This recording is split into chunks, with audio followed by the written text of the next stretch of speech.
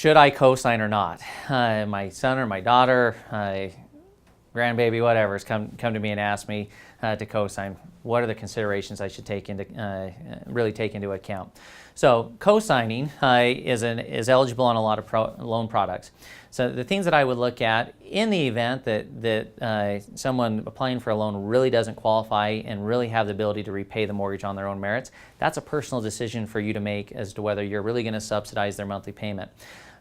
Often we'll find that people will say, hey, I don't qualify for, they may be applying for a $200,000 mortgage and they really want a $250,000 home. And so we'll look at it and say, well, the ability to repay really isn't there. And they'll reach out to a parent or a grandparent and say, hey, would you be willing to co-sign? As long as you're willing to make up the difference in what that payment would be between $200,000 and $250,000, that's a decision for you to make. But if you're really not planning on subsidizing, you're really supplementing credit and some other things that we'll go into, then you may not want to move into a co-sign situation. If we as a lender don't believe that the borrower has the ability to repay, I don't know as I would take that liability and risk on. And as many say, Thanksgiving dinner doesn't always taste as good when you get mixed into the finances.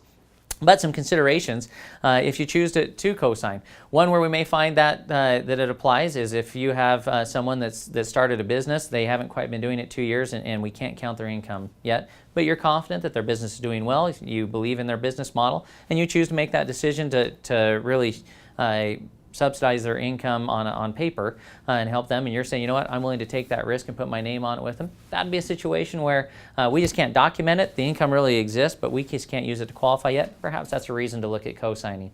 In co-signing, as long as they make the payments and they can document that via drafts out of their checking account or canceled checks, and let's say that you come and apply as a co-signer for a mortgage a year down the road, I pull your credit, say, hey, what's this mortgage listed on your credit report? Well, I co-signed.